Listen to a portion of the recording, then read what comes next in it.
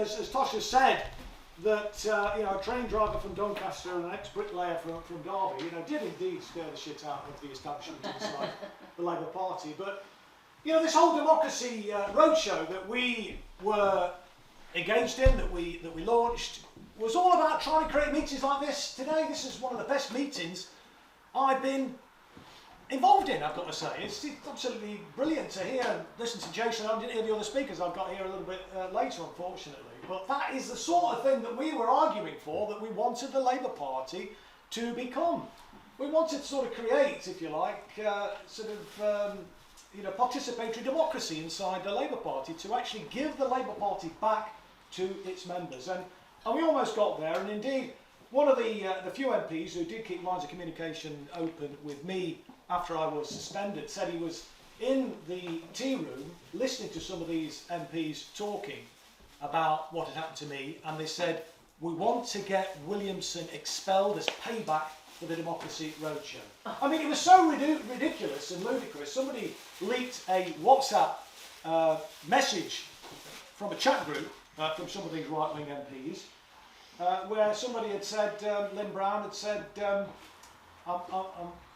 who's in for, I'm thinking of fundraising things, so we're doing a crowdfunder, I think that's what it was, a crowdfunder to assassinate Chris Williamson, who's in. I guess it was a joke, I don't know, but and then somebody, there was lots of kind of approving kind of comments to that, and then somebody said, are you all right, Lynn? And she said, yeah, what do you mean, because I want to murder Williamson in the most painful way possible? You kind of think, wow, this is incredible. And imagine if somebody on the left had, I guess it was said tongue-in-cheek, but imagine if one of us had said something like that. It'd be all over the front page of the bloody Daily Mail and every single newspaper in the country, wouldn't it? And we would never have heard of that. It indeed would have been drummed out of the Labour Party. But I do want to pay tribute to the Workers' Party because, as Tasha said, we were both up in Batley and Spen, and it was a fantastic campaign there. It really was. And I think I said to Tosh at the time, and I certainly said to other people, it kind of reminded me of the 2017 campaign when I won my seat back in Derby North, and when Momentum, before they went bad, had coordinated, mass sort of canvassing sessions for us, and we were getting no support. We were the most marginal seat in the country, and I put out a press release saying that this will be a test case for Corbynism. I'm the most Corbyn-friendly candidate standing anywhere in the country, in the most marginal seat in England, and all the media was saying, well, they all expected me to fall flat on my face. And of course, we had tripled the majority that I achieved in 2010 and then lost it by 41 votes. But it were a great campaign. And that spirit that campaign sort of, embodied, if you like, was reflected very much in the way in which the Workers' Party went about that campaign in Batley and Spen. And I remember going along to that, we was having a barbecue that night, and it was just great, and there was kind of music, and it was just a great vibe. It really was. And it's where I interviewed Jyoti for that video. I never even saw of it, actually. We did that video for the campaign up in Batley and Spen, and it was great. And the other great thing about the Workers' Party is you do proper, decent coffee, which is brilliant, because nothing's too good for the workers' coffee, of course. Should remember that. But Tosh has touched on this. I think the Labour Party's finished. It really is. And we've had a moment, as Tosh has said, and we failed, really. We didn't actually step up to the plate. Well, I think the grassroots did. I think it's got to be said, the leadership failed us in reality. Jeremy should have been a bit more ruthless. The socialist campaign group should have shown a bit of solidarity. I was literally the only member of the campaign group that was prepared to stand up for people who'd been falsely accused of anti-Semitism. It was very clear that anti-Semitism was being weaponised. And when they actually, kicked me out, the reason they kicked me out, or what I'd said at that meeting, that big meeting in Sheffield, was that Labour's done more. We've been too apologetic about our record in tackling the scourge of anti-Semitism, is what I said, and we've done more than any other political party. But of course that was then mangled and laid out that I was saying we were being too apologetic about anti-Semitism. But it was it was a concocted crisis. There was no crisis of anti-Semitism in the Labour Party. The statistics prove that. There's less than 0.06%, I think it was, of people that have been accused of anti-Semitism, and many of those that have been accused have been falsely accused. Let's remember, and I was saying to Jason actually outside, that one of the people that was accused and thrown out of the Labour Party was the son, born in Israel, the son of two Holocaust survivors. His mum and dad both survived Auschwitz. They were on the death march, and he was expelled and accused of being an anti-Semite. They actually expelled him for bringing the party into disrepute. Now, where was the leadership in actually challenging that. That's what they should have been doing. Well, they should have actually stood up for people like Ken Livingstone when he cited the Havara Agreement. It was a genuine, real agreement between the German Zionists and the Nazis, done with the best of intentions, I'm sure, to try and save lives and to relocate some of the German Jews to Palestine, which they had no right to in reality. Let's be honest about it. And what Tosh mentioned when he said the reason that moment in history with Jeremy Corbyn was shattered was that combination of the Parliamentary Labour Party, and I saw them in action, and the bureaucracy. But there was a third component of it. It was a Zionist lobby, let's be honest about it. I mean, when Mark Regev was put in here as the Israeli ambassador, one of his express reasons was to smash the BDS movement and to do for Jeremy Corbyn. And I don't know if you saw the Al Jazeera video, they're very open about it, and they were seen as a great feather in the cap that they managed to persuade one of Jeremy's key lieutenants, Clive Lewis, to go and speak at a Jewish Labour movement meeting. That's a Zionist organisation that basically does the bidding of the Israeli embassy. And Jeremy should have been upfront about that. He was never going to get anywhere with the Parliamentary Labour Party. They hated his guts. And the attempt at olive branch after olive branch, I mean, Christ, imagine how many olive trees are you going to use up, with these olive branches that he was handing out to these people. You can't placate the unplacatable, and unfortunately that's what they did. But look, the Labour Party's finished, and the scales have fallen from my eyes. I gave 44 years of my life to the Labour Party. I was a dedicated activist from the age of 19. I was not just a kind of sleeping member. I was literally lived and breathed the kind of Labour Party. I was out virtually every day. I remember the early days, I used to go and collect, we used to run a tote and used to, walk around the village where I lived, and the kids, when I got to the council estate at the end, they used to shout, "Oh, Mum, Dad, the Labour man's here," and then you think, they do this to you, they chuck you out when you've given your bloody life to the Labour Party, to the Labour movement, knocking on doors, pushing out leaflets, going on media interviews and all the rest of it. I mean, our kind of life was kind of geared around the Labour Party. Shame on them, Chris. Well, indeed, and it's not just me, of course. I mean, people like Ken Livingstone get even longer, for crying out loud, and others, have been in the party for even longer than I have, and have been treated in the most despicable way. And what is really unforgivable, I think, is the absolute failure of solidarity by the so-called socialist campaign group of Labour MPs. They don't deserve that sobriquet as the socialist campaign. They're not bloody socialists at all. They're a bunch of self-serving. I mean, the S in the SCG stands for self-serving in reality. They're not the socialist campaign group, they're the self-serving campaign group of Labour MPs. And as I say, the scales have fallen from my eyes. I suppose, people used to laugh at me sometimes, people who were outside the Labour Party, when I used to say, look, join the Labour Party and help us turn the Labour Party around. If we can get a mass membership, we might get a left-wing leader of the party. We can then take over the party, we can then genuinely transform the country. But the Democracy Roadshow was part of that process. Tony Benn said, look, we need to democratise our party in order to democratise society. We weren't just doing a naval contemplated exercise, were we, Tosh? It was a means to an end. We needed to democratise the party in order to ensure that we could go on and democratise the economy and the way that society operates. Because we're the 5th biggest economy in the world. There's no excuse for anybody to be living in poverty in this country. And Jeremy had a laudable commitment to eradicate street homelessness. But that's the bare minimum that we should be doing. What we should have been saying is, within the lifetime of a Labour government, we will eradicate poverty in this country. And you can do it. It's possible. We are, as I say, the 5th biggest economy. What is required is political will. But you look back over the years, and I suppose things really started going pear-shaped when Dennis Healey went to the IMF on a false premise that we were running out of money. You can't run out of money in a nation that issues its own bloody currency, And we'd come off the gold standard, The Bretton Woods Agreement had been torn up by Richard Nixon in 1971. Money is literally no object. And yet off he trotted, and then he never used it. But the quid pro quo, he never used the money, that loan that he got. The quid pro quo was that you had to embark on an austerity programme. I mean, it were Healey and Callaghan that brought in the kind of monetarist approach that was then embraced and then, turbocharged by Thatcher. But they paved the way. The alternative economic strategy that Tony Benn was pushing was thrown out the bloody window, That 1974 manifesto talked about in black and white, we're going to bring about an irreversible shift in the balance of wealth and power in our country. And that all got thrown out in 1976, and you know, the rest, as they say, is history. All the anti-trade union legislation that Jason, it was great to hear Jason talking there, and what Jason, and I say, I'm sure the other speakers were equally as good, but that's exactly the sort of thing that we were wanting to turn Labour Party meetings into. That's what we, you know, on the Democracy Roadshow, what we wanted. We said we should, well, not only would you not miss if if you closed all the regional offices in the country, not only would you not miss them, but there'd be a positive benefit. Every meeting where we said that, there's a great, you know, cheer and almost a standing ovation, because people could see that the regional offices of the Labour Party just geared towards bureaucratic nonsense. And we were saying this should be focused on just two things. One, developing constituency Labour parties and political education, doing the sort of thing that Jason was, an inspiring contribution, wasn't it?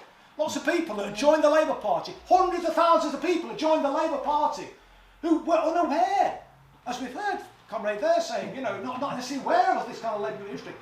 That's the sort of thing that the regional offices should have been focused upon. That was one thing. And then the second thing was, we were saying, community organising in working class communities. That should be their two-pronged purpose. That's all they should be engaged in. But of course they don't do either of those bloody things, you know. And Labour Party meetings, they're appalling, boring, dull as ditch water, you know.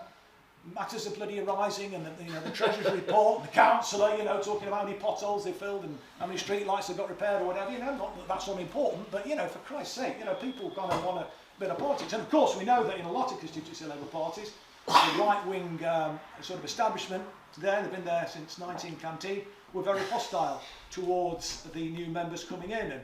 And we know as well, when the leadership elections were going on, using every kind of trick in the book and every excuse to actually turn people away and suspend people, deny membership, you know, well, they might have supported the Green Party at one point. I mean, if you voted UKIP, of course, or Tory, you're welcome in, but, you know, anybody who voted for any bloody excuse. And surely, you know, if we're trying to build a mass meeting, you want to be welcoming it. Well, we're persuading people that supported another party, we're welcoming them into the fold, but no. And you think back then, you know, to all that anti-trade union legislation that Tosh and Jason have spoken about, all left on the statute book when new Labour came into power in 1997. Tony Blair said that even after the reform, because they did make some modest changes, even after those changes, we'll still have, these were his words, the most restrictive trade union laws anywhere in the Western world, as if that's a good thing. What a bloody disgrace that a Labour leader, if I can quote Neil Kinnock, was actually saying such a thing. Absolutely appalling. So I think in terms of the trade unions, where do we go? What should we do? Absolutely, I think we should be arguing, as grassroots members of the trade union movement, they should be defunding the Labour Party, absolutely. And we should be pushing them. And I know this bureaucratic kind of cycles that the trade union movement has to go through, where you can't necessarily do these things immediately because of the way in which the constitution works in terms of rule changes. But we should be demanding disaffiliation from the Labour Party. What's it for? It's not the voice of the organised working class, if it ever was the voice of the organised working class, but it most certainly is not the voice of the organised working class now. And Tosh has actually stolen one of my lines. I wasn't sure he was going to use this line about setting his alarm clock an hour earlier so he could get up and hate Thatcher for an hour longer each day. I think we'll have to set it 2 hours earlier so we can get up for 2 hours earlier to hate bloody Keir Starmer for 2 hours extra each day, because he is an absolute disgrace, that man. I mean, he is one of the chief saboteurs that actually destroyed that opportunity, that unique opportunity that we had. Although again, I think if the leadership had been stronger, and actually, you know, if Jeremy had stuck to his instincts on Brexit, etc. I remember being shouted down, well, not shouted down, howled down at Parliamentary Labour Party meetings when on our campaign on the Remaining reform. It was naive, I know you can't look at reform, but at the end of the day, Tosh was ahead of the curve. He was kind of on the right side of history right from the start because he was a Brexiteer. But I accepted the outcome of it, and I was saying at these PLP meetings, look, the people have spoken. We need to go to the country now, and what we should be arguing is that we will get Brexit done. But we will deliver a people's Brexit, not a banker's Brexit. I think they could have won the election on that basis. So that's the first mistake they made. The second mistake, of course, they made was to agree to an election in the middle of bleeding winter. It was almost the winter solstice. I mean, one of the ways in which we did so well, I think, in 2017, I say we, I'm no longer part of it, but, you know, after 44 years, it's quite difficult to get out of the habit, was because of that on-street campaign, that buzz that was created. That was impossible in the middle of winter, so that was another ridiculous thing. And of course, the third part of that was, demoralising the party membership by the suspensions that were going on. I mean, of course, they've accelerated it ever since then. I mean, they were attacking the Jeremy's Praetorian Guard. That's where they were attacking. And, you know, we lost that opportunity. So I think we should be demanding that the trade unions sort of defund and disaffiliate from the party and start putting their funding into, you know, community organising, really. I think that's where the action's at. I mean, Natasha's touched on that.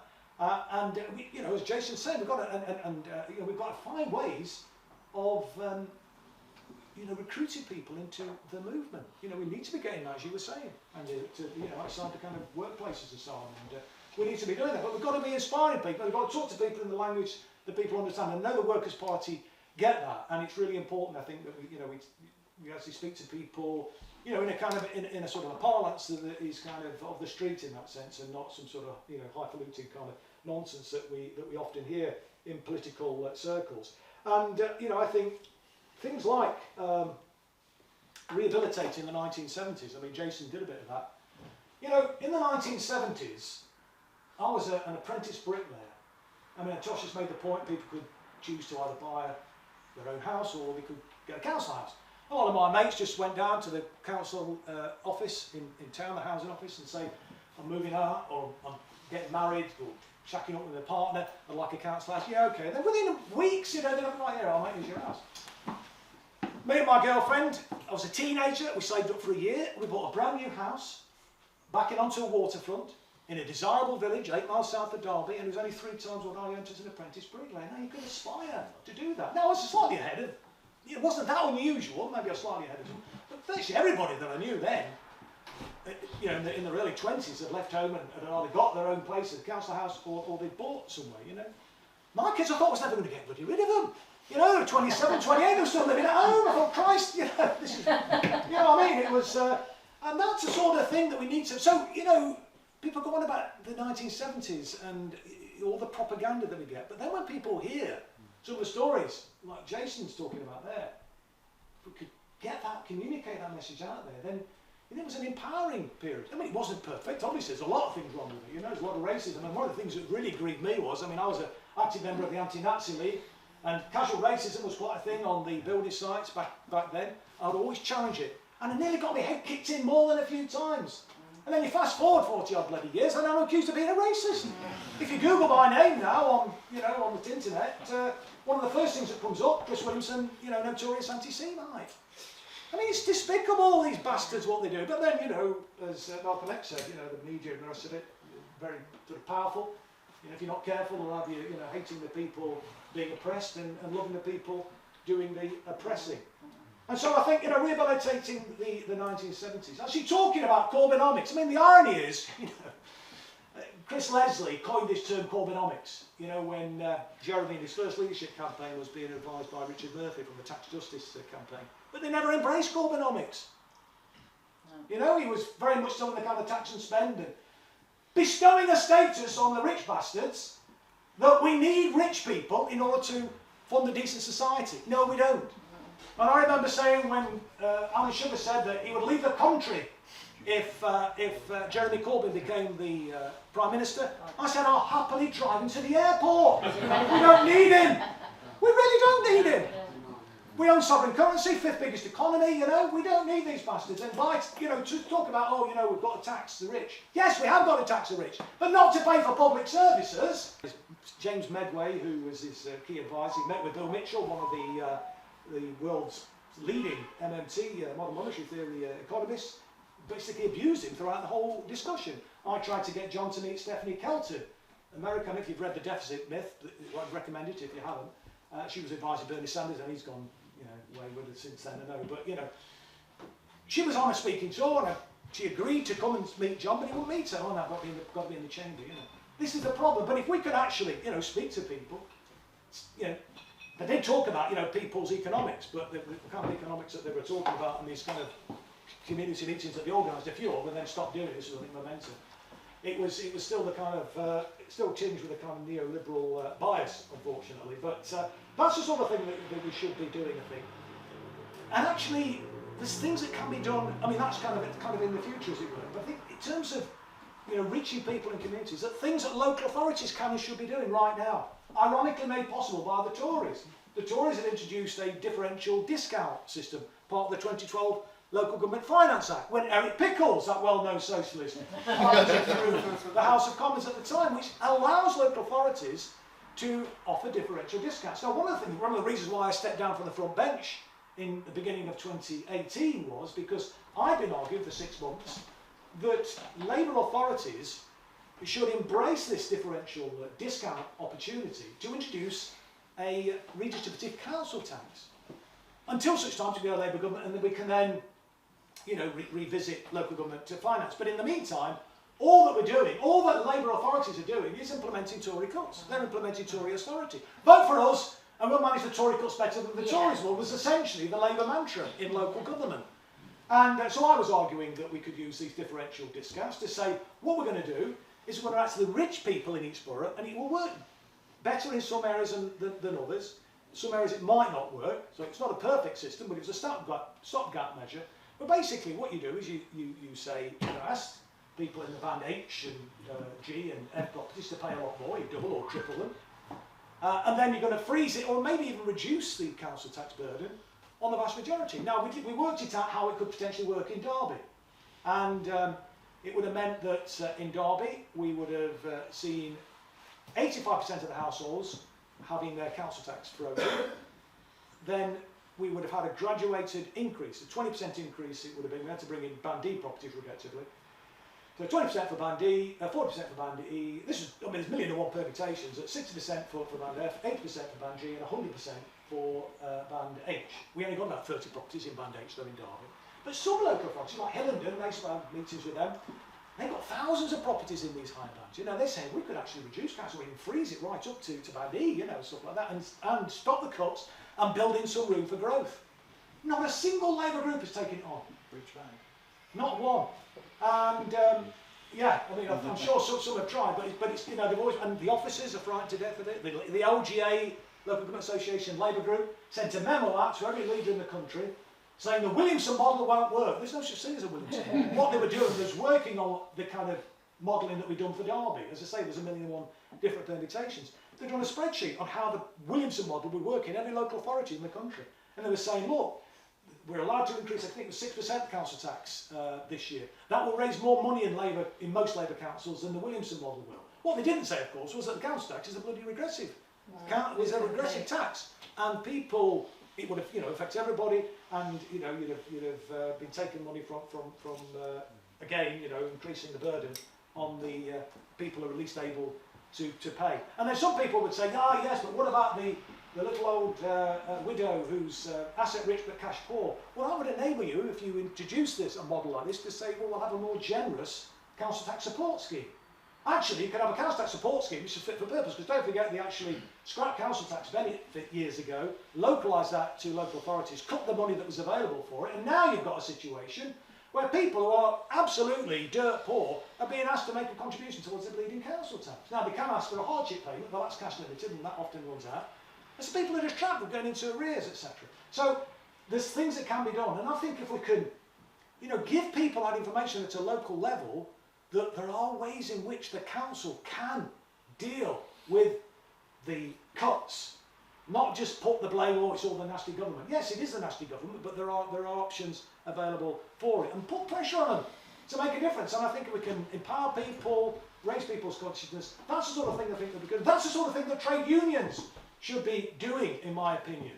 Empowering their members to say that their local authority can be making a difference on the ground. So that's the kind of thing I would like to say, and I think there's hope, I think, with Sharon Graham being elected as the General Secretary, and some of what she's her early part of her tenure, she's talking the talk. Let's hope she continues to do that and then walk the walk. But I think there's a real potential there if we could get trade unions actually supporting that kind of grassroots activity, recruiting members into the union, but doing that kind of wider grassroots stuff. That's far better than giving the bloody money to the Labour Party to actually support and help the capitalist class It seems to me. So that's the kind of thing I would love to see. As I say, giving people the the ammunition, the argument, so that national politicians can't say that there's restrictions upon them about investing because we have to raise the tax of this, that, and the other.